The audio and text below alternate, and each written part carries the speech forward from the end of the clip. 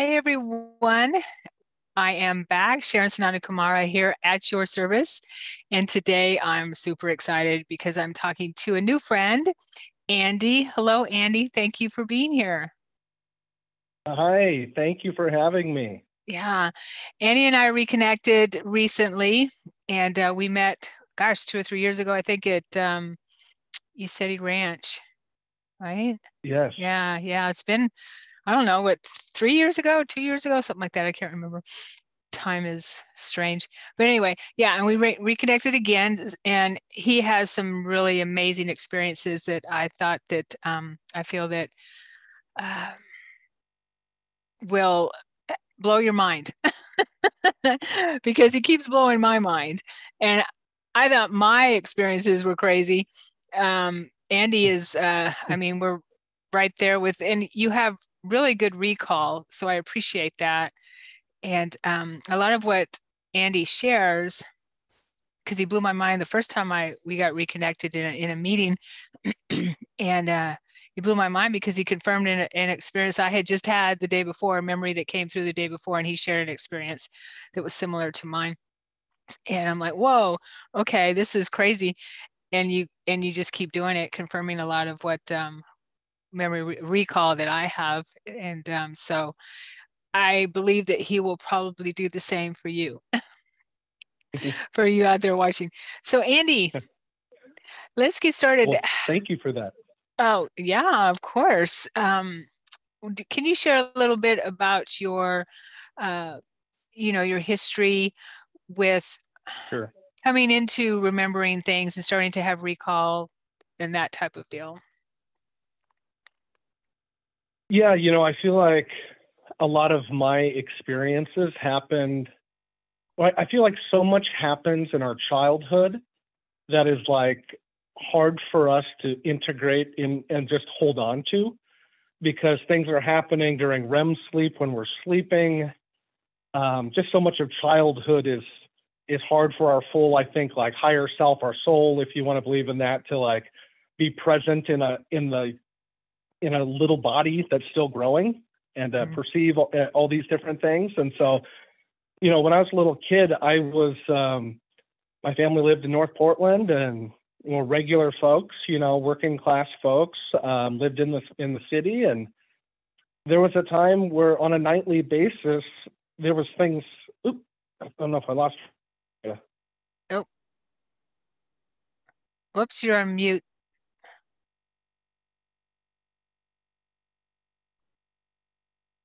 Still on mute.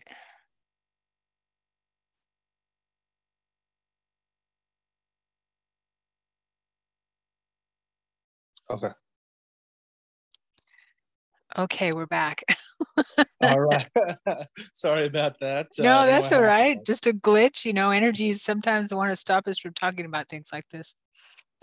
So where I was going with everything is, when I was a kid, I was having all types of things happen, and I wasn't really fully conscious of what was happening at times. I remember being a deep sleeper where like my parents would have trouble waking me up, to the point where like they have to shake me and say my name multiple times for me to come out of a sleep.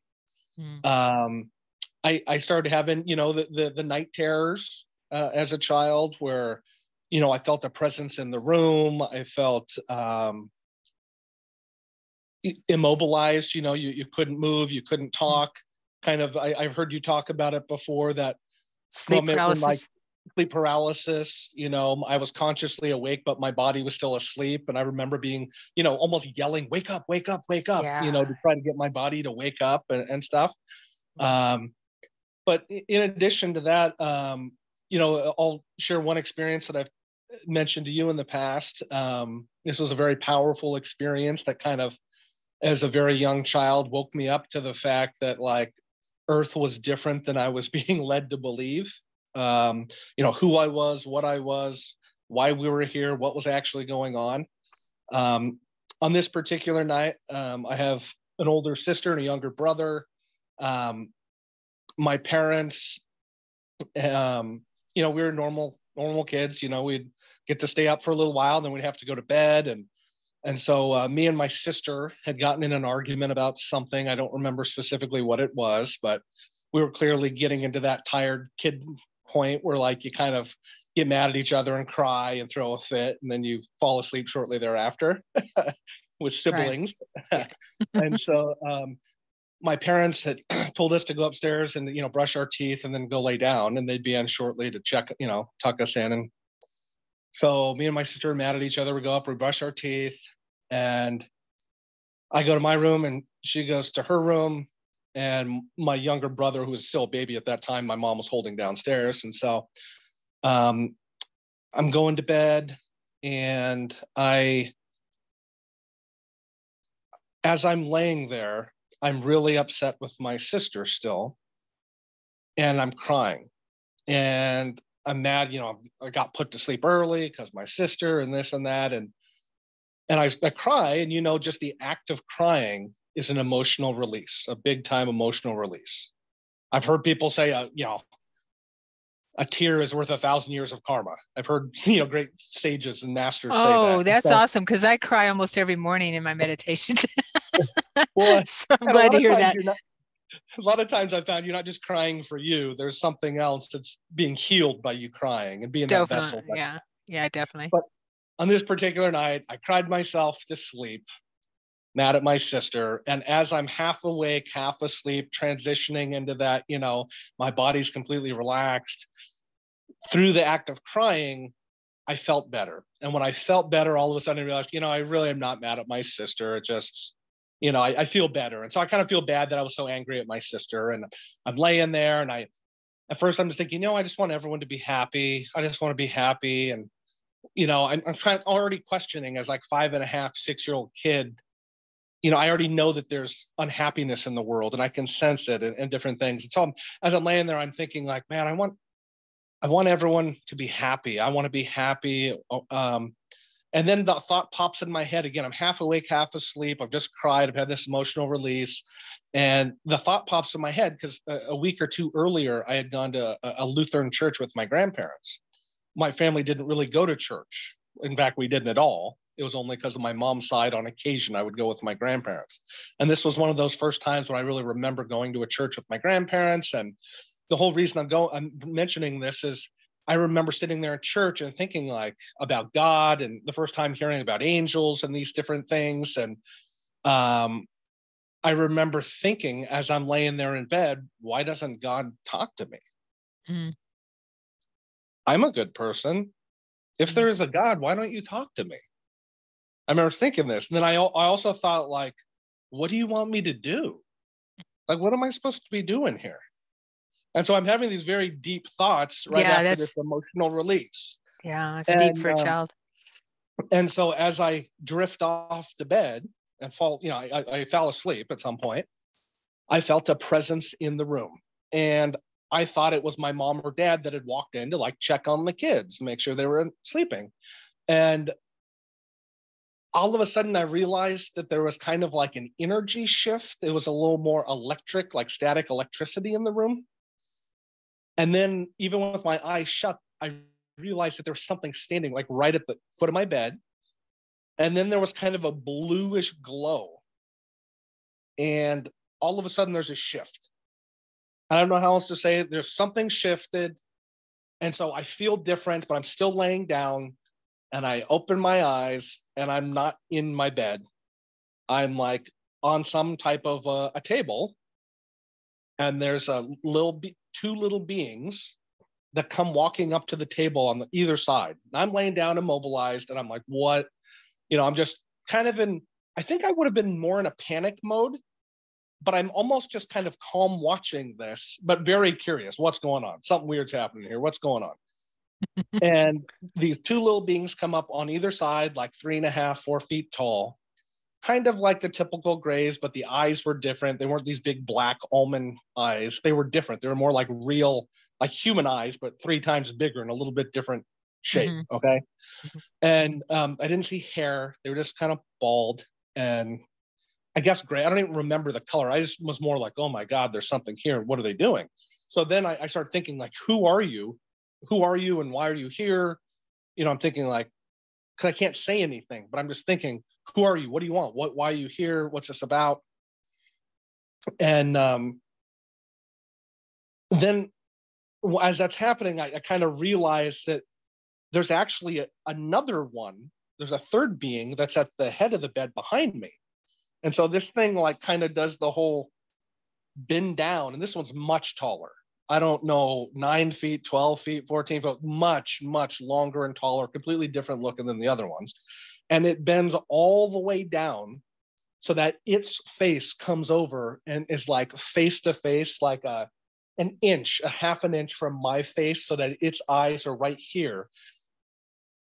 And it answers, I hear in my head, my own like childhood, my kid voice say, don't worry so much. We're you, coming to check on you, to remind you who you are. Wow. And when he says that, all of a sudden there's another shift. So I'm not on a table anymore. I'm on this higher realm, on a spaceship in another dimension. I don't really know. And I'm sitting up in a chair, just like I'm sitting here right now. And I'm all of a sudden move forward. I've been like in communication with them. I realized there's been some type of a telepathic communication happening. And I get into like, where are you from? Where are you from? What do you know? And I get kind of an image projected in my head, like my third eye visually, I see it internally, of like a holographic star map. And it lights up like where they were from, what planet, what star, and the direction they came to like get to where we were at Earth. Now, mind you, I'm 5.5, 6 years old, so I have no idea where this map is. I don't know anything about astronomy, but like I answered and they clearly told. They gave me the exact answer I was looking for. I just wasn't equipped to process what that meant at the time. So then I'm kind of like, oh, well, what are you doing? You know, what's this all about? And so I know that more stuff happened, but next thing you know, there's a shift and like I'm back in my body in my bed. And so I sit up really quick, like I awaken, like, what the heck? That was the craziest dream experience. Oh my God, what was that? Yeah. But I simultaneously realize they're still monitoring me. They're still telepathically connected to what I'm saying and thinking and doing. And so all of a sudden I hear in real time, like sitting in my bed at 5.5, 6 years old, hear the voice in my head, my own voice, but the cadence was different. It wasn't me saying it, but internally I heard it. It says, go to the window and look outside. And so I was like, and I like jumped and ran to the window, looked outside. We lived not that far from PIR, the raceway in North Portland. Okay. And so I like looked out the window. And I don't know what time of morning. It was I probably was 3 a.m, but it was dark, middle of the night. Mm-hmm. And there's right out of like Close Encounters of the Third Kind, for anybody who's seen that, there's this circle shaped ship.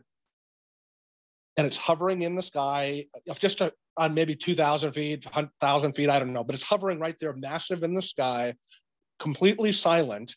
And there's different rows of lights that are rotating in different directions on this ship. And then the top of the ship, this isn't like a disc. This is like a colorful one, like a Christmas ornament. I mean, it was like bright. And on the top, it was like a city skyline. Like you could see the New York City skyline.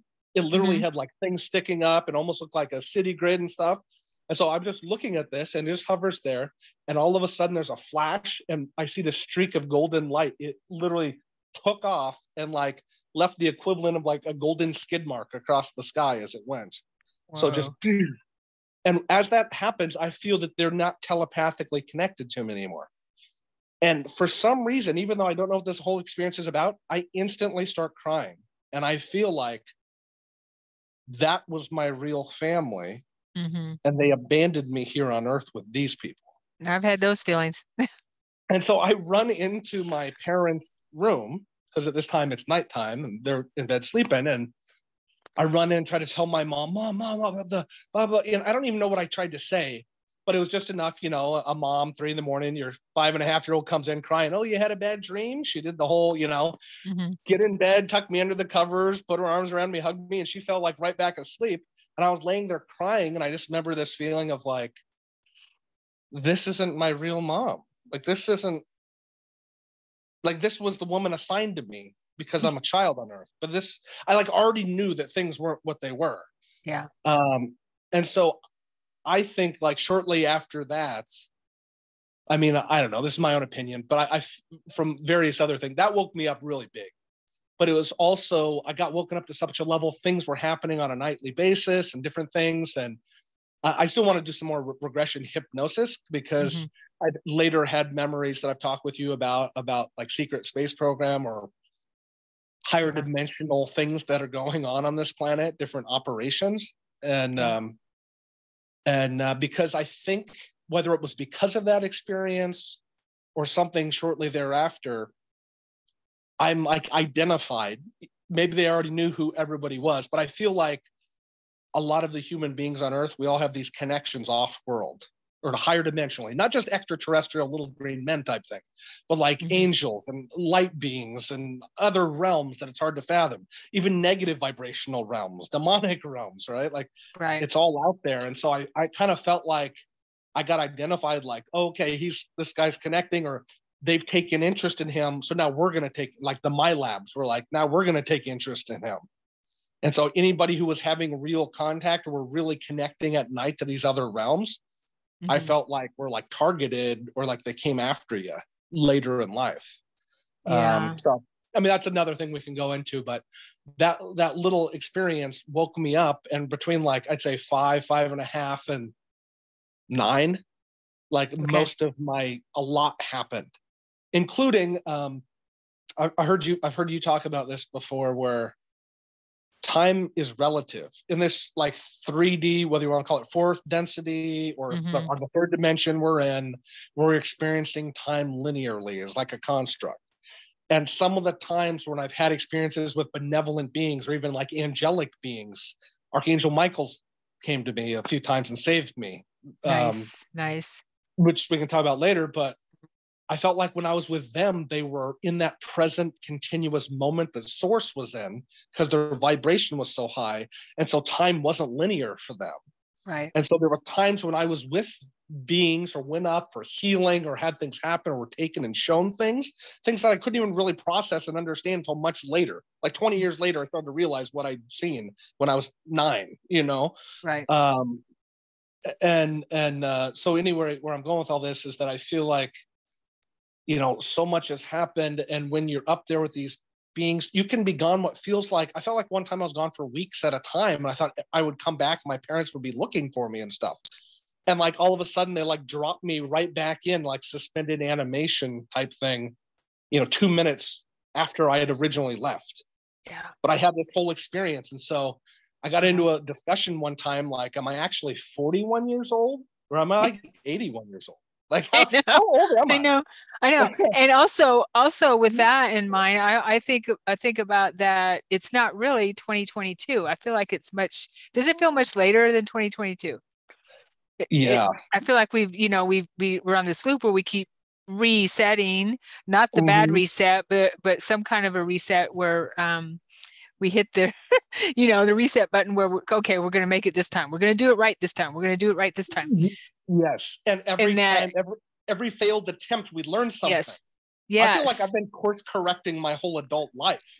Well, like all of a sudden I realized, no, that was going to happen. Not like I'm saying I know ahead of time what happens, but like so many synchronicities line up to your like, I'm pretty sure I went that way last time and it turned out really bad. So I'm going to go this way this time.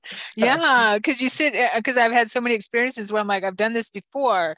We've done this before, like deja vu type of thing. Only it's just feels so much deeper than deja vu. And and it's like, okay, we've been in this exact same juxtaposition, whatever you want to call it. So we're doing it again to do it right, I guess, or something like that. Yes, totally. I thank you for sharing that, Andy. I can definitely relate to those feelings of feeling like you've been abandoned here on this planet. I did have just quickly an experience where I was coming off a ship. I was a little girl coming off a ship, and who I called Papa was up in the on the ship had escorted me down, let me go down the ramp, or I just saw him, turned and saw him in all this light, so much light, his silhouette and so much light. And he was wearing like a robe or something, kind of like a tunic robe, long. And I told him, don't leave me. Don't leave me here. I don't want to, I want to stay with you. Don't leave me. He says, we're not leaving you. And he showed me, vibrationally, frequency, that we are still within reach, any kind of the reach, telepathic reach. We're never apart from you, just frequency wise, we're in a different frequency, which, doesn't make a little girl feel any better, but I understand it now. Yeah, so it's tough. It's tough. And we've come here for, a really big reason. I would love to hear about your experience with Archangel Michael, if you don't mind sharing that. Yeah, I've had a few. Okay. Yeah.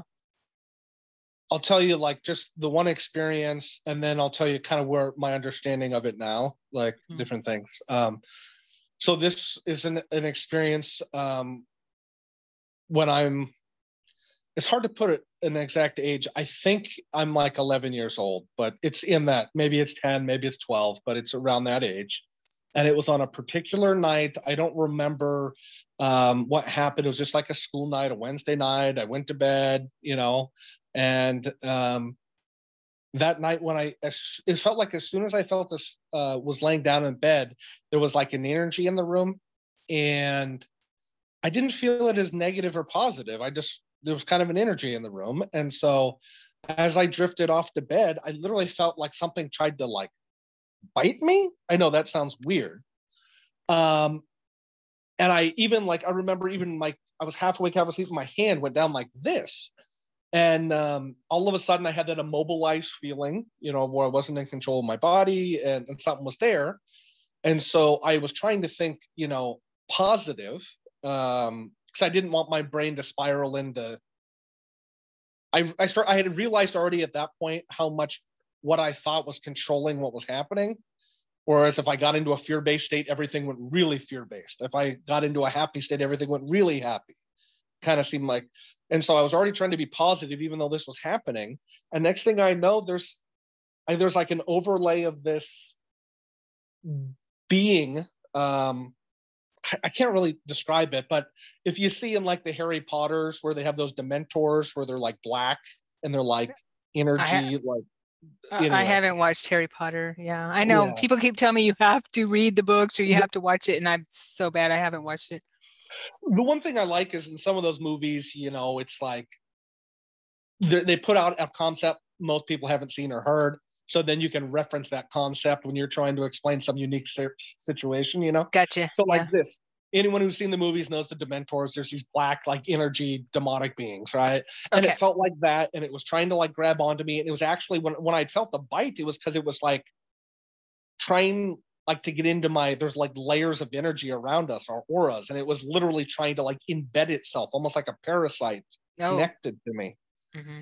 And, I was like panicking because I didn't know what to do. And I called out kind of just in general, because I wasn't a Christian. I didn't call out for Jesus or Buddha. I was just like, help, just a pure like help.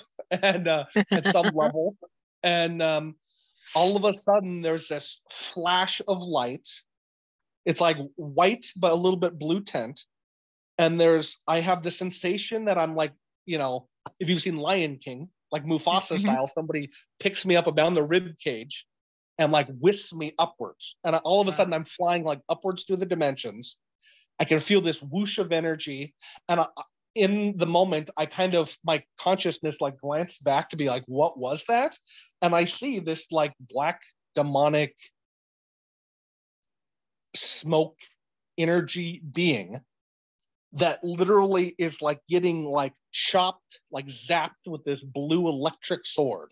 And I mean, like electricity is coming out of it, something out of like Thor, Ragnarok, like electricity, zoom, and this thing, boom. And now I have watched Thor movies.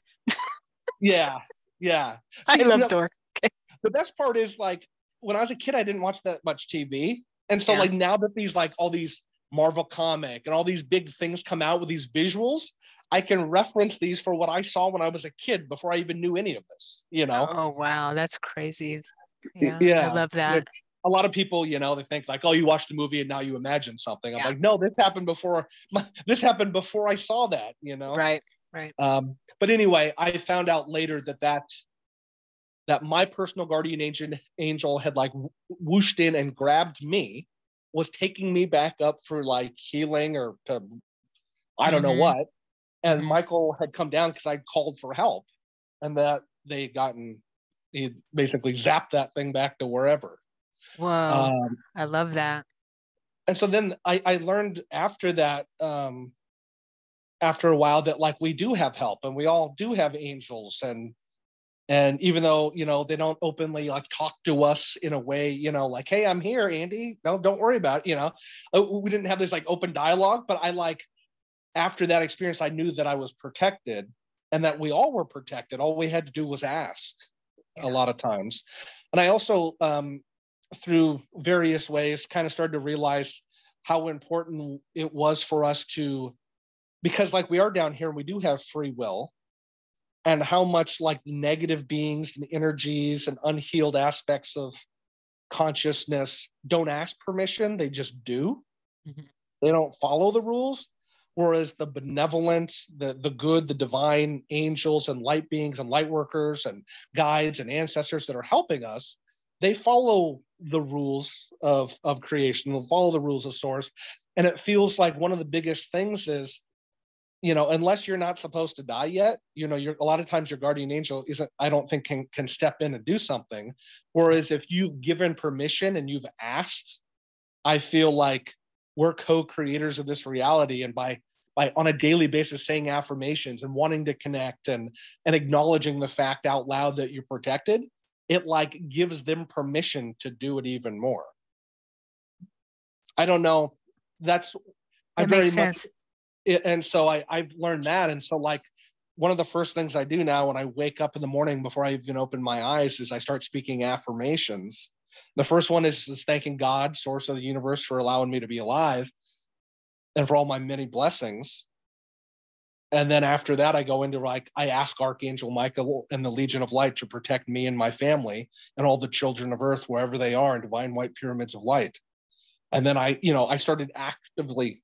And the funny thing is, like, you'll start to get little synchronicities where like they were Mm-hmm. listening and they were there Mm-hmm. and that they've been there with you all along. And it's pretty inspiring when you start to realize like you're not just this body, but this body is a vessel, and your higher soul, your higher consciousness, before you came down through the dimensions and wanted to have this experience on Earth for your own learning and growth, you signed on to different missions, different aspects of what's happening on Earth to take part in. Yeah. And a lot of it has to do with like, you know, if you came from source and you spent time in the Pleiades as a healer, and down here you're bringing that information in. And if you had time in Arcturus and you connected to this, you were bringing that down here. And if you spent time with Archangel Michael and you were, you know, a warrior angel versus this or that, like I feel like there's no coincidence the experiences you have. It's kind of just like waking us up to who we are and what we've always been connected to. Right. Life is And like one self-fulfilling prophecy, kind of. yeah, that's why it's called the Great Awakening, I guess, because we're waking up to all that, right? Yeah. Can I can I share my Archangel Michael, the most Please, recent please. experience with? Yeah, it was when I was going through my quickening, which I believe I shared that in a group, and I was in the hospital for anxiety and panic attacks. I was in the emergency room behind, not in the lobby thing, but and it was really bad at that time. I was going through a lot of anxiety and panic attacks, and I just had one little pinky toe in this reality. You know, I was in many realities.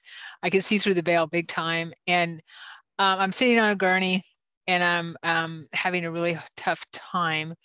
And I'm talking telepathically or praying to Archangel Michael. At that time, he was very present with me, helped me a lot. And a security guard comes over to me and starts talking to me. and being very nice and asking me if I'm okay. Are you okay? I just, I noticed that you look like you're, maybe not feeling so good or something like that. And his name was Michael. Super nice to me, helped me calm down, and we started talking about at that time I remember being a mer, right? A water being as a mermaid, and I was seeing all this lifetime as a mer and my children and my mate and how emotional it was for me, and I kept going there, and I didn't want to come back and all this, and this was after when I was becoming aware of my near-death experience and everything. And he shows me a tattoo that he has on his ankle, which is dolphins on his ankle. And I'm like, thank you, Michael. He helped me so much in that space I was in. Yeah. That's beautiful. And there's no Mhm. coincidences, right? Mhm. Like, No, no. yeah, Yeah. So that's it's true. beautiful. Yeah, if you have you pray sincerely that you when you need help in certain times, um, they're there. Hmm. Just got to trust Absolutely. it. And it's usually not the way we think or we want, Mhm. but they do help. They do help us, definitely. So when I was a kid, I had really bad asthma and allergies. And from I did some of the first kind of when they started doing allergy shots where they would give you small doses of what you were allergic to a Yeah, I couple of went times through a that week. too. Yeah. And so I did that for about a year and a half with my mom would take me. And I think Hmm. I was like 11 to 13, somewhere in that range. And it was right before I stopped doing it because they had a month or two earlier, we had moved up to a whole new higher level dosage, right? We progressively for a year and plus had been going 3 times a week and getting a series of like 9 shots, right? Yikes. I had major allergies. And so what they do is you go and we went on a Friday and my mom always, she knew I didn't want to do it. So she'd always like buy me a candy bar or like give me an ice cream or something if I was good that week when we went or something. She was good. She was a great mom. And so anyway, where I'm going with all this is I went in, I got the first series of 3 shots. Then you'd go sit down for 15 minutes. Then as long as you didn't have a reaction or something bump on your arm, you didn't feel bad breathing wise or anything, you go and you get 3 more shots. You go sit down for 15 minutes. If you felt okay, you come back, you get the third series of 3 shots. So you're 9 shots total. You'd sit there for 15 minutes. And then if you were good, they'd have you go. So that's like an hour, 3 times a week, you go for an hour and have this happen. So I'm on one of these times, and the first, 3 shots, I go up and I get a little bump on my arm because it kind of bubble up. Obviously, it was having an irritation to it. And Hmm. then I felt fine. And then we get up the second set of shots, bubbles up a little bit more on my arm. Third set of shots. The moment I sit down in the chair in the waiting room waiting with my mom, like, how are you feeling? I was like, I don't know. I don't really feel that great. And I had this look over at my arm. My arm is like a bump, like, huge bump on my arm is like a giant, half a baseball has come out of nowhere. And No. all of a sudden, because I'd had asthma and allergy, she's like, well, are you okay? And I'm like, actually, I don't really feel good. And I felt my throat. I was going into an allergy shock. And so my throat started to close up and I couldn't breathe, like my bronchi, I wasn't able to breathe, and I kind of started to panic. And my mom went and got the doctors. And before I know it, the allergy and associate, was right next to the hospital. And Hmm. so they literally called in an ambulance. I passed out. I don't know what happened. And so we're over at the hospital, and next thing you know, I pop out of my body, and I'm looking down at the doctors are working on me, and they got me hooked up, and I see one of them right out of like Pulp Fiction, the movie. They do like the shot of adrenaline Oh, to you to yeah, kind of, yeah. I saw that and movie. Yeah. and so I saw that. I remember thinking like when it stabbed down because the guy stabbed it in because they, I was cardiac arrest, and they I just remember thinking like, I don't want to go down there. I don't want to do that. That doesn't look fun. I don't like that body. I don't want to go in there. Like, I was already very negative. So I wasn't like, oh, this is, I want to go back or anything like that. I was already like, heck no, I'm not doing this anymore. And so as I started to like kind of float up, a shift happened, and I'm on a table similar to the UFO experience, but I'm up on this table, and there's these very tall, like 16-foot tall, very skinny and long neck, long eyes, kind of a gray type shaped being, but much, much taller. But their face was a little bit different, a little more insectoid looking. And they had these long white robes. They had like gold sash. Mm. And there was 3 of them, and they were all around me, 2 on one side of the table and 1 on the other. And I I telepathically, I go, who are you and what are you doing? And the response that came back, my own voice, them telepathically talking through me, was, don't worry, Andy, we're sending you back. You're not really dead. And then they just didn't say anything. Because they could tell I was worried that I was dying. They're like, no, you're not really dead. You're not really dead. And so I ended up finding out these are these like mantis being doctors that are like 6th, 7th, 9th dimensional beings. Yeah. And they came in because whatever, they were giving me shots of, I think there was honestly more to it. I didn't realize, with a lot of this stuff and health, we don't realize there's a lot of other stuff in there. And it really got me. And so it kind of wasn't just damaging my body, like just the vibration of the energy, whatever that was affecting my soul. I just wasn't compatible with it. And so that's why these like mega high level doctors came in and were like, here, we're working on you. Don't worry, you're not dead. Let's clear that crap out of you. Yeah. And so then I woke up, and when I woke up, I was in the bed there in the hospital. And then I literally after that experience, I got checked out the same day, because then I was like fine and everything was good. And that evening we went home, and it was just crazy. But that was another one of those where like I had I have these experiences at night, but then you have to get up and go to school the next day. You got to go to work. Like our 3D life, you just get so back into your 3D life and your 3D wants and this. And it was really hard because things would pop up. Or on occasion when I was a kid, I remember we went to the neighbor's house across the street from us when we lived in North Portland. And there's this little old lady my mom was friends with, and she was talking. And, I was, chubby cheek little kid. So like the little old ladies always wanted to grab my cheeks and, aren't you cute, because I was a nice and sweet kid. Well, the lady comes to do that, and as I look up at her, I can literally see this like gremlin, like entity attachment, like sitting on her shoulder. Oh yeah. Oh. And so I like looked at her and I like backed up. My mom's like, Andy, what's going on? And I'm just like, I don't want this lady to touch me.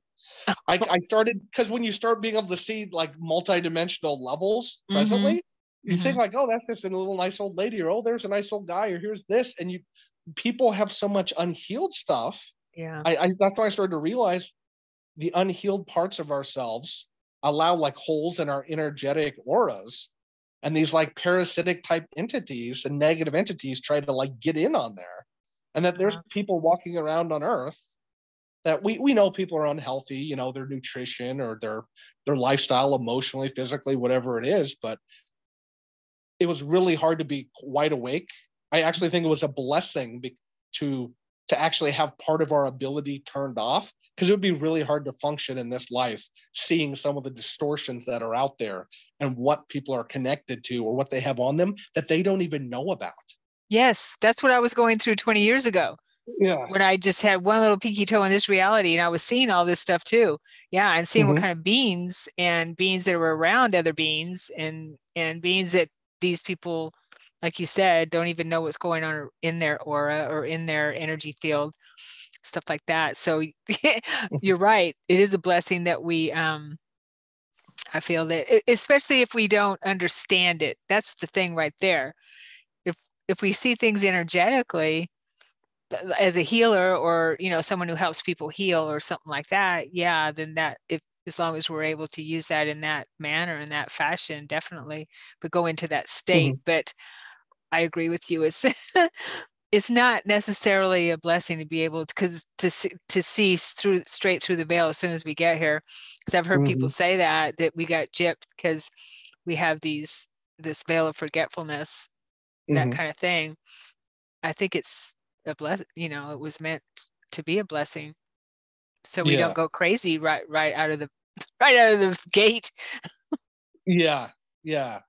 Well, and I think, like I said, so many of my experiences happened younger in childhood. I still think things are regularly happening, but Yeah, it always seems like a lot of my experiences, not that many of them happen, and I wake up and it's so vivid that I knew something just happened.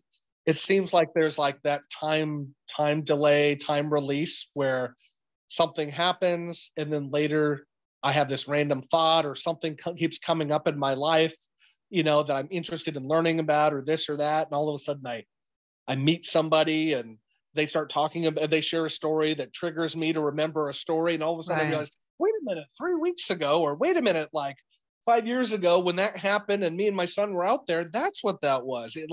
It comes much later. You connect the dots. Definitely. I would um say that experience you just shared when you were a little boy, when you had that, we're going through the Mm-hmm. anaphylactic shock, was Mm-hmm. a near-death experience. Yeah. Yeah.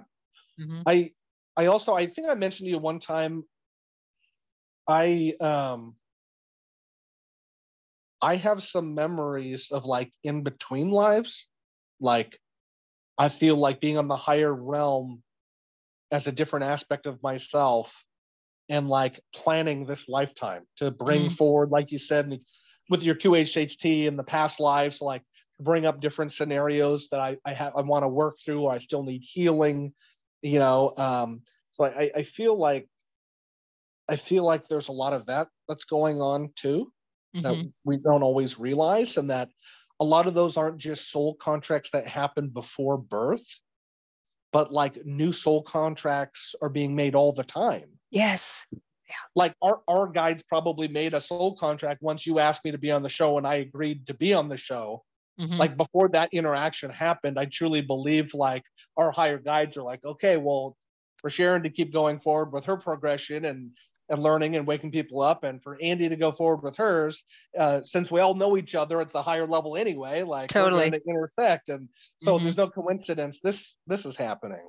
Right. um, I don't know for you, one of the things that I'm really been focused on is, I've been just been directed over and over and over by Michael, and other guides about like we're co-creators of this reality, and what do I want to help, like not what should I do, not Right. what does somebody else want me to do, what sounds the most virtuous thing to do, what do I like, I need to spend a lot of time meditating, going inward, what do I want to do, Hmm. because when I follow my heart, that's actually what God wants me to do. That's actually what my higher self wants me to do.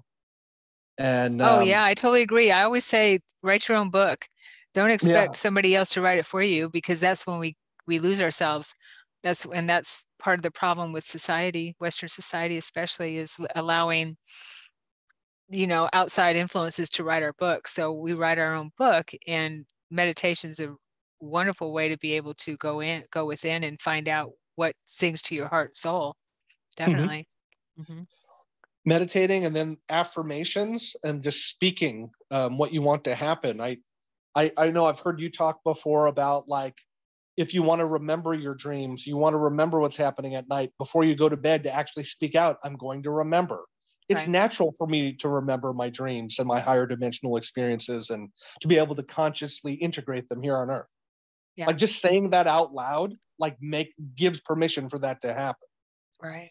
Yeah, we have to, yeah, totally. I'm glad you're talking about that, Annie, because we have to reprogram our conscious mind and our subconscious, because our subconscious also wants to protect us. And Yeah.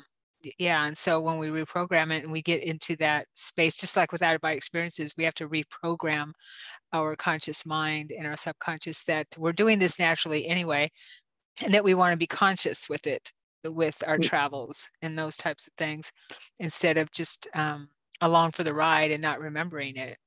because there's so Mhm. much we're missing out on. And it's yeah, it's time for us to remember that. Mhm. Yeah. Absolutely.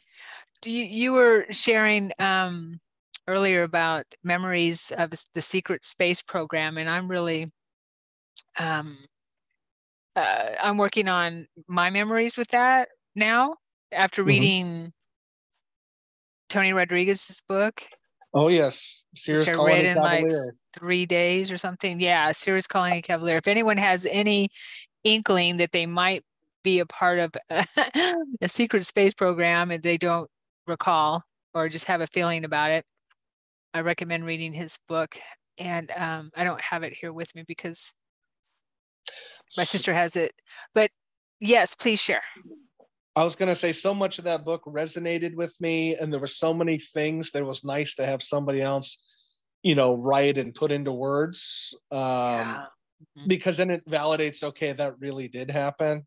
For me, I think I mentioned that initial experience that I had as a kid that woke me up to the fact that, like, I wasn't from around here.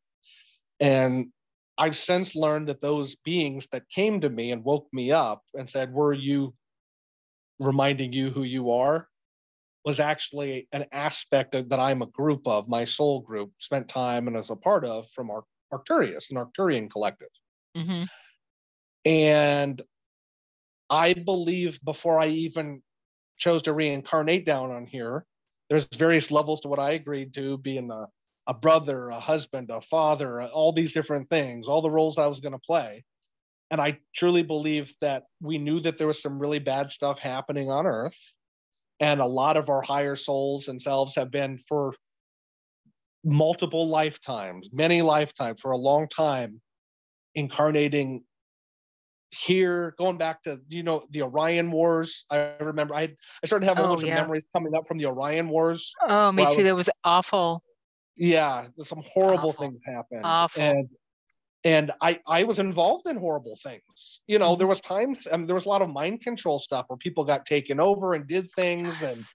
I mean, Yes. there was so much manipulation. And so I had dreams before I even watched a cartoon or saw a TV show. I was having dreams I'm an Aries, and I don't know if it's just that warrior side of me, but like, I've been fighting battles, light and death battles in my head, in my dreams, since I was 2 years old.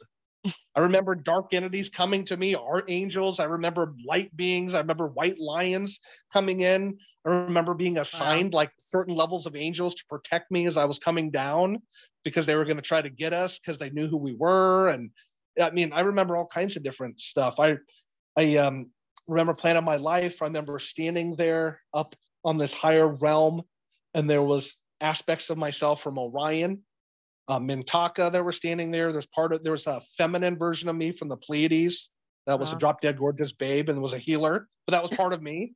I remember meeting her and I was like, "You're me? I'm a girl? What?" I mean, that was really, I can see why people get confused nowadays with all the agendas going on and all these Yeah. different things. Because like, Yeah. when you start connecting to your higher self, you realize, wow, I've been a You, boy, I've you've been been the good guy, I've been the everything. bad guy. I Everything. Yeah. I got raped. People raped me. Like, Mm-hmm. like, all through many lifetimes.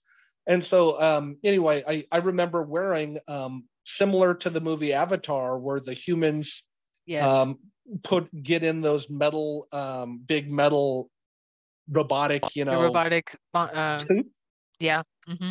I had a full on dream that I remembered for years of being in this metal suit, and there's like a reptilian, like a 14-foot tall reptilian, and they had invaded on this planet, and we got sent down in these metal suits, and we were like super soldiers, like actively like fighting these beings that had like come in and taken over.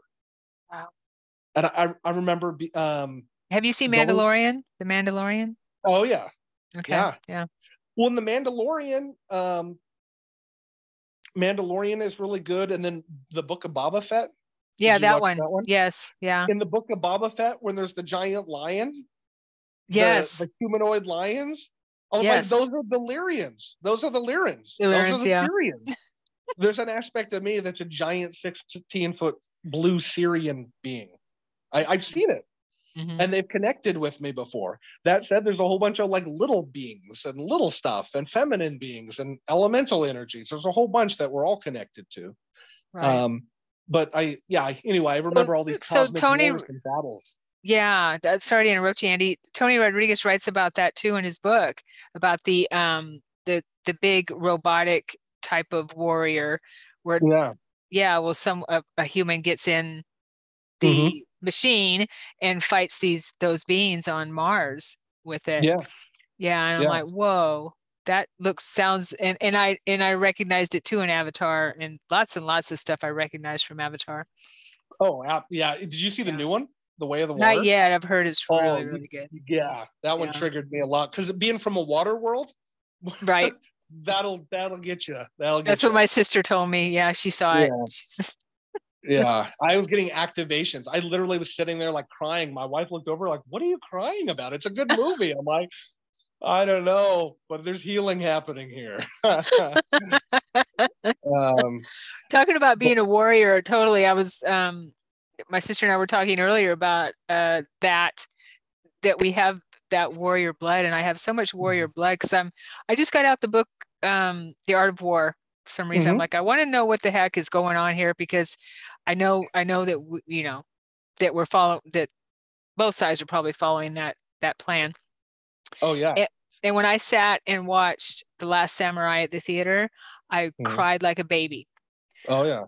Oh gosh, this is so familiar. When I opened up the book, The Art of War, and saw the description of Sun oh gosh, Sun Tzu, Uh-huh. yeah, I started crying. Yeah. I'm like, what the heck? Yeah. Well, you don't realize a lot of those great leaders and great people in human history, Yeah. they have their roots go to off planet as well. Yes. Thank you. The people who wrote the Sun Tzu Art of War were like the Orion Council of Light and the beings that fought in the Orion Wars. And that's all like wisdom that was channeled down about how do you beat an enemy that's stronger than you? How do you win when you're outmaneuvered? Thank you. You know what I mean? Thank you. Yes, that makes so much sense. Yeah. Okay. So that's what really resonated with me when I saw that. But coming full circle, so when I'm a little kid, after these Arcturians come to me, I feel like I'm on the radar. The good side and the bad side and the various sides are all monitoring at a higher level who's who and what's what on the planet. And so I don't know if it was meant to be planned at some higher level for it to happen, or if I just got picked up on the radar. Hey, here's a star seed incarnated down on the planet. And remember, they know who you're connected to. Mm-hmm. I felt like I was targeted because they knew who I was from past lives. That's not Andy that was just born on Earth. Mm-hmm. That's him from the Orion Wars that fought against us. Mm-hmm. These are the resistant souls. These are the souls that didn't conform. And now they're all coming back in mass on the planet. The divergent. So they try to attack us when we're young and when we're vulnerable. We don't know what's going on. And that said, I felt like some military secret space program came like the very next night after those Arcturians came to me. And I was taken up, and I remember getting the whole pitch.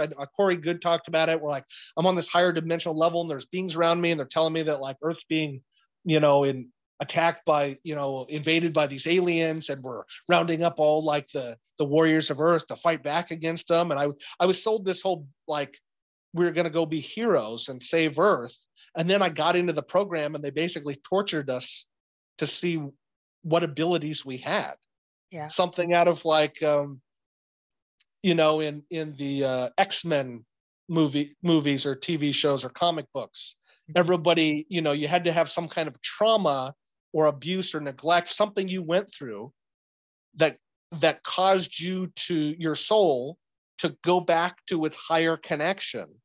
Because when you're connected to your higher self is when you have your higher abilities, telepathy and telekinesis and rapid healing and remote viewing abilities and all of these things, right? And so I literally feel like once you got in the program, there was times when like they went and they just did bad shit to you because they knew they had the ability to heal your physical biological body. So what do we care if we torture you to the point you almost died, if we turn right around, heal your body, but now the wisdom that you learned? There was a Netflix TV show that went in a little bit into this, where they were like torturing people into having near-death experiences, because after having a near-death experience, you were more connected to your higher self, and you were more powerful, you were more enlightened, you had more abilities. And so I felt like a lot of the secret space program was they tortured people, and then they directed people towards different things, because I think there's compartmentalized parts of it. Because there was times where I'm with Nordic looking beings, and like I felt like I was doing good and like they were helping me. There's times when I felt like Draco reptilians were running this secret space program, and we were all being manipulated and abused. There was times when like he talks about when you get up on the higher level and there's the different ships, and I remember getting hooked up to this machine. It's like you laid on the ground, they put these like nodes to hit your back, and they actually, had been identified. They do this test on you to see what your abilities and what you can do. And I measured very low, not the same as Corey Good and like the intuitive empath, but I measured high enough on like the empath thing where I could feel energy, but I also measured really high in like the warrior stuff and the body I had for like strength. So like they wanted me to be like a super soldier. But there was times when I felt like we were like in a hive mind, where like we weren't actively thinking when we were going out and doing missions or different stuff. We were like being controlled. And in fact, there was times when we were like, there was different dimensions and portals, almost something like out of Stargate SG-1, where like the government was managing these different portals that they knew about. And based off people's different DNA, their biological DNA connected to at a higher level their energetic DNA, and that only certain people could go into certain portals. So like if you had 100 people in a room, not all 100 people could go through that portal. Didn't have the DNA. Yeah, you have a code within your DNA that allowed you to go somewhere, and so you were more valuable for that reason. Right. And they were, of course, really looking for like the O negative people. I was O positive, but every blood type had its O negative. own thing. Yeah, you're an alien. Congratulations. If you didn't know, guess you're an alien. If I didn't know, now I understand. Okay. You came from a higher dimension. Haven't we all? Yeah. So anyway, there was a lot of that kind of stuff where like I was being used because of what was in my DNA. It allowed them to go through things. And so I remember being a kid and hooked up to this machine, and they were projecting our consciousness into the inner earth to like explore, almost like recon. What's down there? What are we doing? What's here? They had an idea where certain locations were, and there was different beings and energies that have bases under the ground on the earth, all over the place. Yes. Yeah. Not just humans and not just the Russians and the Chinese, but I mean like elven beings, non-human beings, extraterrestrials, energetic things that are in that physical location, but they're on a different frequency in that location. Yeah. Just like your TV screen. You know, we know your TV never moves, but you can change the channel. You're making me dizzy with all that shaking. Okay, you're vibrating so high. Okay. I'm sorry. I'm sitting on my chair here rocking. I get all excited. My apologies. That's okay. But no, yeah, totally. I remember that kind of thing. And this one time I remember I was projected down into this giant underground cavern system that had like these giant pink crystals. Oh. And that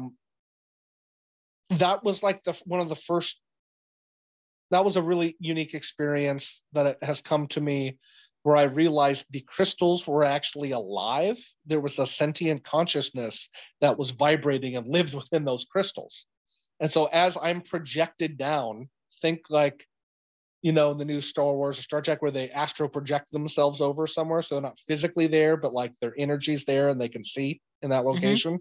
Okay. So they were projecting me there. And this consciousness of these crystals knew. And I literally got the sense that they were almost like, oh God, they're sending the kids down now. Like the military had been trying to send down and look, and they couldn't get down there and couldn't figure out what was going on. So they started using these like intuitive kids to consciously project them down there because they were more pure souls, thinking that they could get access into there. And this crystalline consciousness was like, oh God, they're sending the kids down now. So I wasn't hurt. Nothing bad happened to me, but I got the sense that like the military had tried to send people down there and that sent out some frequency that actually like was dangerous or damaged.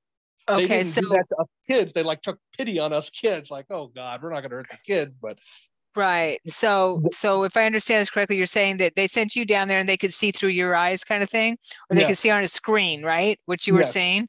Okay, yeah, everything. Yep. that sounds so familiar to me too. And so they could see on a screen what you're looking at. And I've seen things like that. And then the crystals were intuiting something back. Yes, they was a higher level consciousness within these crystals, and we were really curious what it was because it was emitting such a high frequency, and they projected us down there to try to see if we could pick up anything. Okay. And it was just this conscious awareness, like, whoa, my consciousness is under, like, in the inner earth, and there's these crystals and all this. It became very vivid, like I was actually standing there, and that these crystals were actively communicating with me, and it just was a surreal memory that came to me. Do you recall what the crystals were communicating? The main thing, I think I got a download from them, but I didn't remember it. Like, they didn't want me to tell the people. Okay. I think it was like a personal download later in life that unfolded for me personally. Gotcha. It wasn't something where they wanted me to come back and report to the secret space program, So they put it in a little safe in your mind kind of thing. Yeah. To be unlocked later, maybe. Yeah. So there's another experience like that has come up in a session where similar to that, in the sense that my conscious is being projected outward, and I get put in part of this group. There's all these different groups, and people are identified for different things. But the group I'm in is not like the highest and best, most elite group, because I saw people that could do amazing things. Mm-hmm. But I was in a relatively high group, and I was like the worst one in my group, if that makes sense.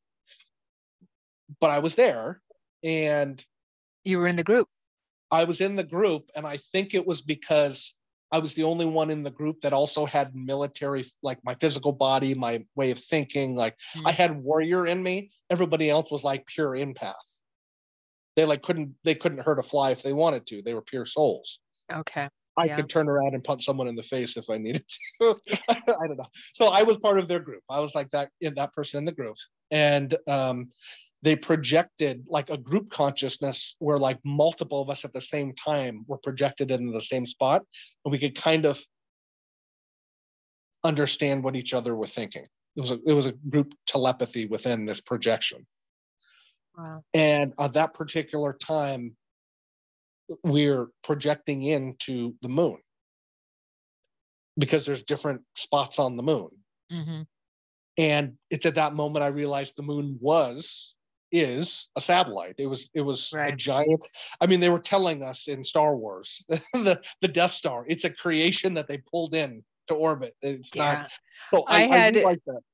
20 years ago, I had a memory of just a vision, a memory of the moon being pulled across the galaxy, towed across the galaxy. I'm like, whoa, what the heck? Yeah. And because that was crazy stuff 20 years ago for me to be seeing all that stuff. So when we're projecting in, I get that sense from the moon, and then there's different compartments within the moon and different bases that have been monitored from various different groups. And we're projecting in on this one location on the moon. And again, it's almost like I'm the fly on the wall watching this scene, and there's these extraterrestrials in this room, and I don't know what they're doing. And all of a sudden they like realize we're there, and they turn and they come to us like, boom, like quick. And we were always supposed to, like, because it was a projection, like they couldn't actually hurt us in theory. Yet this time when we like woke back up in a panic state, like they had dumped something where it actually kind of hurt us. So even though it was an energy projection, they sent something back through the connection. Yeah. And it zapped us. And we were all like frazzled. You know, we weren't Wow. dead, but I remember that and just being like, Wow. whoa. And then I'll just give you a couple more. These are just each one of these deserves at some point in my life for me to sit down and to write a book or do a hypnosis session and get the full detail. But I also feel like part of it's blocked for me. And Yeah. as time's going on, I'm connecting more and more dots and I'm getting more clarity.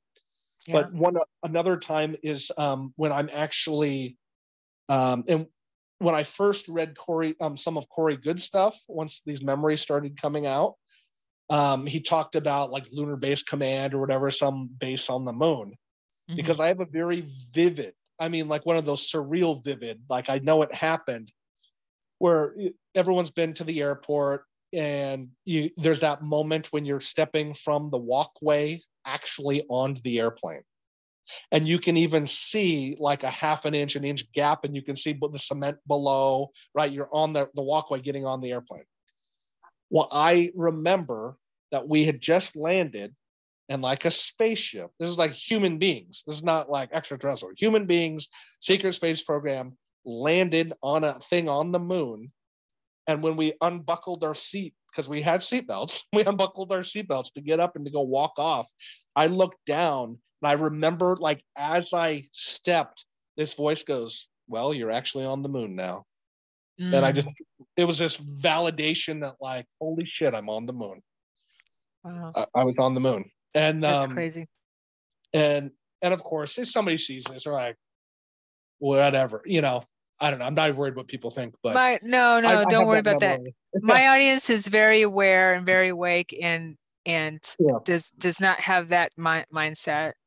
So, and everyone has to go with their own intuition, of course, on things. And a lot of people that watch in my audience have their own experiences. So I'm happy to have you here and confirm things for them as well, because not everyone is in a place where they can speak about their experiences and share them. I'll say one more. Thank you. One more secret space program memory, since I just said the moon one. So there's two things about Mars that I remember. One of them is being on a Pleiadian security force on a ship, an armada of ships. And this is working with like the Orion Council of Light and these different groups, but it's mostly Pleiadians, humanoid looking blondes and redheads.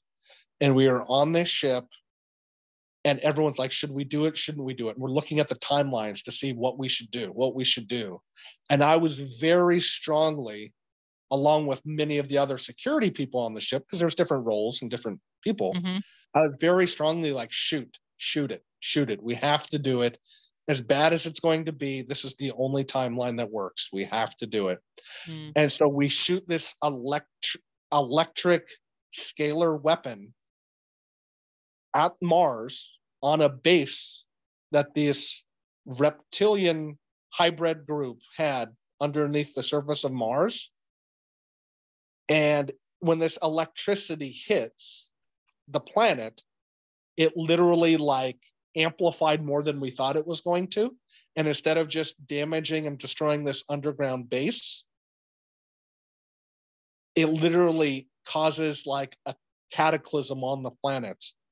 And there's that whole line on the edge of Mars. That's like the electricity line of the zap from when we hit it with the planet. Wow. And I remember us all standing there. And once it happened, we all saw it. And like people are crying and people are upset because we realized what happened. And I remember there's all these beings, and there's like a whole nother level of higher dimensional beings like right above us watching this play out. All different kinds, all not just one group. Like everybody was watching what we had just done because it was our mission. It was our choice. We got to choose, even though everybody was watching. And so because of that, a lot of us realized that now we had created so much negative, even though we were trying to do a good thing and put things on the right path, because of this error or because of this, the way it went, now we are all karmically attached to this solar system, this planet, and what's happening here, even more than we already were. Yeah. Yeah. And so the reason I say that is that's like a higher soul memory that came to me, where I remember being there, and I remember vividly being like, shoot it, because some people were like, well, maybe we shouldn't, and this and that, but we were looking at the timelines and seeing that these reptilians, once they took over this part of this like gray reptilian, it wasn't going to stop. It was going to keep going. It was going to get way bigger. And it was like, yes, it really F's things up here, but it contains it here. And we can regroup and come back down and fix it here. It's like, sometimes you have to make tough decisions, Right. And so I remember being on that. And so then now let me jump to like a secret space program. Can I say thank you? Yeah. Yeah. For making that decision. You were probably in on that too. It wasn't me. I'm just saying. Yeah, no, I get it. That's what I mean. In that whole group that made that collective decision, I would think, I don't know, even though it's catastrophic, I don't know, but do you understand? I just got a tap on my head. So I said, you were probably in on that. And I got a tap on my head. So I'm pretty sure you were in on that. I don't doubt it. Yeah. A lot of us were. A lot of us. That's why we're still here. Yeah. And so that's one Mars thing that I remember. That's like a soul memory. Okay. Then I have, going back to the secret space program stuff, I have a time I was mentioning before where because of certain people's DNA, they can go through different portals that other people can't go through. The DNA I had, and I think it had to do with my Lyran DNA, which goes all the way back to like Mary's lineage. Mm-hmm. I had this DNA where I could go through these jump room portals that higher dimensional beings had put here and that are everywhere. We can't normally use them, but I was with these other higher dimensional beings that were guiding the secret space program. And so there was this, what looked like an orb or a bubble the size of like a beach ball that was hovering in this room. And there was a distortion around it. So like, if you look on a hot day and you see the concrete and, there's, kind of like the little wavy part of the hot asphalt with the sun hitting it, and it creates a little heat distortion. It was like that. There was a bubble the size of a beach ball in a room. The room was all black. There was a little bit of a heat distortion thing around it, even though there was no temperature I felt. And I remember asking one of my guides, which I perceived to be this Pleiadian, because he was like 6'4" and blonde hair and the jumpsuit type thing, and we're telepathically communicating the whole time. And I'm like, what do I do? Because I didn't know what to expect. And he said, just walk towards it and you'll feel a sensation, then you'll be there. And so I start walking towards this bubble that's hovering, 3 feet off the ground. And as I walk towards it, I literally felt a pull, almost like I'm on a roller coaster, that sensation you get in your stomach. And I feel that pull in my stomach, my lower chakras. And I literally felt like I got sucked into this thing. And then there's a little bit of that like Rosen Bridge tunnel type thing, like they show in Star Trek when they're going like warp speed, where you see like light and different stuff around. They even show it like Thor. They show it when they're going through. And that's a real thing. Like you see this image, you feel this thing in your stomach. Next thing you know, we're in this jump room on Mars underneath the surface. And the other ET beings that were taller are over to my left. My guide, or the guy who was kind of my communicator, I'm laying flat on my back on the ground, and he's been over looking at me like, are you all right? Are you all right? Are you all right? Because I again, jumping through this was like, I like roller coasters, but this was like a roller coaster times 1,000. Yeah. And I got pulled through this thing, saw all this stuff, and I got over there, and I think I just fainted and fell on the ground. And so they were like waiting for my ass to wake up. And I came through and I had a little bit of a dizzy thing, and I was like, whoa. And they're like, oh, he made it. And then we got up and started going. So like, and I had that distinct like, holy shit, I'm on Mars. I have so many memories of going through tunnels like that, portals or whatever Yeah. they are. Yes. Yeah. Yeah. Yeah. So that was crazy. That And so is, that's, I just want to share that. It's a random little memory, but like the I way I love felt that. and the way yeah, it was amazing. And you're on Mars. And so do you, But I don't remember anything else happening there. oh, okay. So you don't remember what being on Mars, actually I being don't on remember Mars. doing anything, seeing anything. Like I just remember like vivid, like holy shit, I'm on Mars. That's so Um, fun. The way you told that is so funny. It's so funny to me. I don't know why. It just is. well, Do I you feel like remember your uniforms? I've seen myself in a blue jumpsuit before, kind of like I've the Pleiadian jumpsuit. Yeah, mine was blue too. Blue and black with some gray. I've also seen myself in like a white jumpsuit that is very much more. I mean, it's like right out of Star Trek, but it Yeah. was white. And Yeah. everybody was wearing them, and like we all knew that we were like the Earth deployment force, like we were like on our way down. I feel like there's levels of us at all these different levels that like came down, and there's still like that aspect of us is still up at that level. Hmm. And so some of the, like I said, some of these beings I met, like I kept saying he's my guide, but I actually think that was me. That was the Pleiadian aspect of me that was with me on this experience. Yeah. And then It's funny. yeah, then well, I'll mention this. I kind of been jumping around, but the I mentioned that I have some memories that have come through of like planning this life. I'm Mm. like, no, I don't want to do that. Yes, I want to do that, or different things. And the last thing I remember is like, okay, you're gonna go back now. And I I don't think like I was in heaven in between this life and the last life. I think when I died, I went straight back up to the ship I was from, and we recalibrated and planned Yeah. and like came back down. But this isn't like, again, a little green man ship on the third dimension from Zeta Reticula.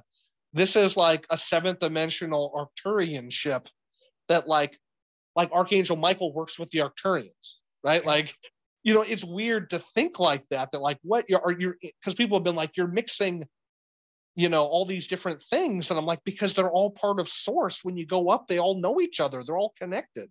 That makes so much sense. Yeah. There Because was a gal I watched her interview who had an NDE and she ended up on a ship. yeah. There's probably more than one that I recall.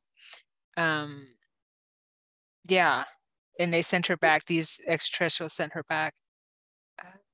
But yeah, Yeah. that really And so, resonates. If we're so not, when yeah, I was coming back, I felt like I had just gone through a planning process of like literally like a video game, picking my character. What body do you want? Each body has different unique abilities, pros and cons, right? Like everything has a pro and a con. And what do you want to work on? And what abilities do you want to bring from your life? And I felt like I even limited myself. We're like, nah, I don't want to. I'm like, if I go down with that much power, I'm going to be like a little, mini god to them. I want to have a human experience, like, and other people chose that too. I'm just saying there's a lot of people here who are actually gods and goddesses that like took their powers away from themselves for this experience at some level. yeah. I remember seeing where my wings were cut off, my Yeah. back. Yeah, I my remember when shoulder Michael, blades. that's an experience I had a few years ago where Michael came to me and like reminded me that like I was an angel. I was being so critical of myself. He's like, look at what you've done. Look at who you are. Like, don't Nice. feel bad. And he showed me Right. my wings and like your wing size. It's not like a bigger is always better, but like he made it seem like wing size was like my wings were so big because I was a warrior angel and they had to protect me because I was going into battle. And yes, there Mhm. was angels that were up there playing the harp, and frankly, they didn't need as big of wings. Like I know it sounds weird, but No, not um, to me. and so then I was reminded of that, but I want to keep going back because right before I remember being born into mom's womb. Mm-hmm. I'm standing on a ship that's, I don't know, I think a 7th dimensional level. And I think there's multiple different groups that are on this ship. And there's like Syrian beings, Lyran beings, Pleiadian beings, Orion beings, all whole bunch. There's Elohim beings, like creator beings that are there. And they're all lined up, like 6 or 7 of them are all lined up. And they're standing there. And there's almost like a hot tub. I know this sounds weird, a hot tub jacuzzi thing. Imagine a circle, big hot tub. And they're all standing on the outside above on the cement. And I walk down the stairs into what looks like a hot tub. And it's swirling, colorful, swirling energy in this hot tub and bubbling up. Okay. And I'm standing there and they're looking at me and they have these big smiles on their faces because they're like so excited for me to go back down and what I'm going to do. And I'm going to work through these things I need to do. And I'm going to help with this. And it's going to be this magical life. And they're so excited. And I have this internal like, fuck, not again. I'm doing this again. Oh shit. You know, and they're like, no, he's, you know, kind of like my vibration was already starting to lower and I was starting to worry and stress about what I had to do instead of just be light and joyful. And so I remember them being like, no, remember to smile. So I have this like, you know, when like a parent has like their kid take a picture, and it's like the cheesy forced smile. I have this like forced smile and they flushed me. I swear to God, they flushed me. Like they hit the button on the floor and this thing I was in that was swirling colored energy, I felt the, and I was down and I felt like density. It got heavy. And I was in the womb. Oh my God. And I remember it was so dense and heavy, I didn't like it. Everyone's like, babies are happy in the womb. I was like, I don't like this. And they projected this image of this longer, elongated face, kind of like a humanoid face, but almost elven and longer ears. And it projected in my little baby consciousness, my soul. And it goes, remember who you are. You're protected. You're loved.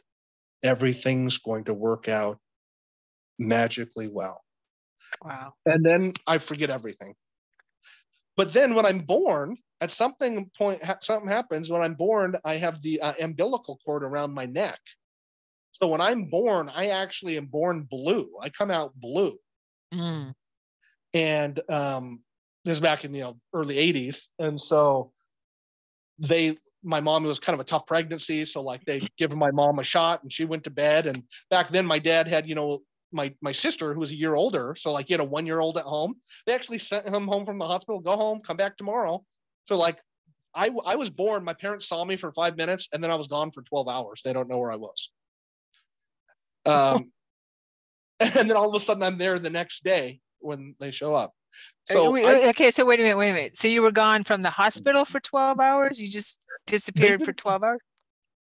I don't think the hospital thought I was missing. I'm just saying my parents didn't see me. They didn't see you for 12 hours. Gotcha.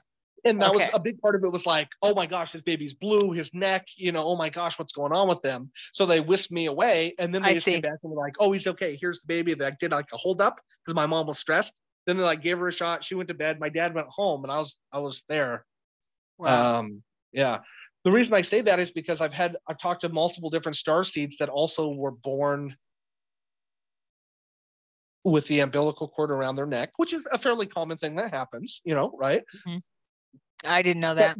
Okay. But two of the women both told me that in experiences and sessions, and one of them, I was actually on an ayahuasca trip. She was out of body and was reviewing her life and realized that like she was such a high, star seed, kind of like I said, like she was getting attacked in the womb. They like, the people that run this planet and want it to stay low vibration, the negative entities were targeting star seeds being born. They knew what the plan is. They knew what we were doing. I've heard about that. And so like she was targeted in the womb, which caused her to move, which caused it to get wrapped around her neck. They were trying to like take some of us out early. And so she did a whole 2 different women at different points have told me that. And it was so synchronistically the way it happened. I'm like, I think that's what happened to me. Wow. Yeah. So that's crazy. Yeah. And I don't doubt it. I don't doubt it one bit, So, yeah. But I mean, the dark side will do whatever they can to keep hold of this planet. Yeah. Yeah. But thankfully it's not working. It's not working. Because no, because we're getting this right this time. I don't know about you. I feel like a shift happened where at some level the good has already won. I agree. Because I feel like one time I was so upset they took me out of body and showed me the new Earth and told me I could stay there if I wanted to. But then I kind of felt like it would have been like, like you plan to go run a marathon and then you like quit at mile 25. It's like I was like, no, I'll go back. But like, yeah, I know this works out. I know it works out. I agree, and that's how I felt with my NDE in 2001. When Yeshua was helping me understand that you really need to go back because you're not finished. Yeah. You're not finished, but I wanted to stay. And he said, no, you're not finished. Which he knows that I would have been very upset if he allowed me to, he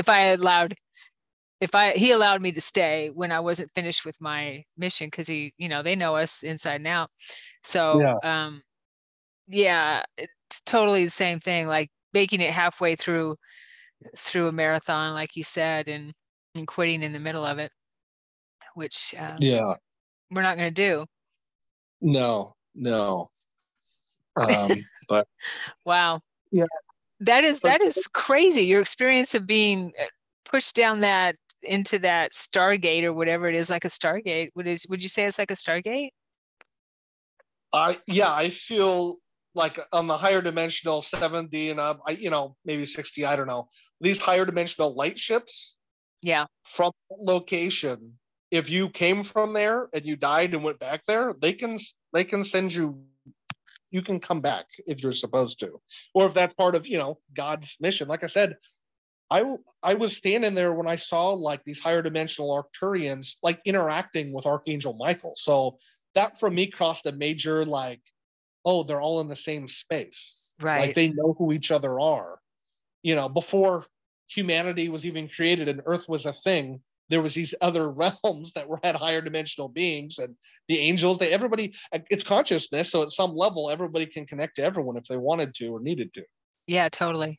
So yeah, I also, sorry, I'm kind of going off here, but I had a really powerful experience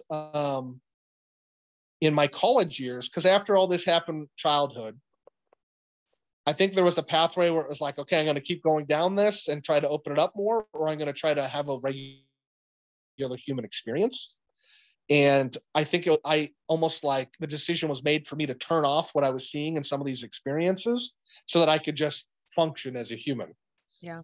And then later in life, a series of events and synchronicities happened that reawoken me in the last 12 to 15 years to all of this. And feel like as the weeks and months and days are going by, like I keep making more and more connections and all this new energies coming in, and we're learning more and experiencing more and letting go of more of the old programming, which was keeping me limited on what actually is true and what wasn't true. And what did I believe that wasn't true? And, what did I want to believe, that was true, and all the different stuff. So I feel like as time's going on, so much more is coming out and we're being able to understand and comprehend more. And it's really nice folks like you who are doing such a great job of having shows like this where people can talk openly and honestly, so that we're not just getting gaslighted about our experiences if we try to openly talk about them. Yeah. So no, thank you for saying that. And it's time. We are I've said this many times, and I believe it in my heart so that we are the disclosure, that we are, and our experiences are. And I knew this 20 years ago when I started remembering my experiences and started having my own in real time back then, that we're the ones who are going to wake each other up, help wake each other up. It's not any outside, it's not government, it's not, anyone else, it's us. So that's why we've come here, definitely, to Yeah. help each other remember our true selves. So yeah, well, we've got about an hour and a half, Andy. Yeah. Thank you. Thank you. Well, Hopefully you'll be back, because there's so much more I want to talk to you about and hear from you, your experiences. Yeah, I'd love to talk with you again and share more. And man, it's just so nice to be able to openly discuss this stuff. So really appreciate you letting me come on, and hopefully that was beneficial to people in their understanding and awakening. Oh, I'm sure it is. And before we close, do you have any I guess insights or words of wisdom for all of us out here who would maybe help people with their memories, or be able to process their experiences, or anything you'd like to share?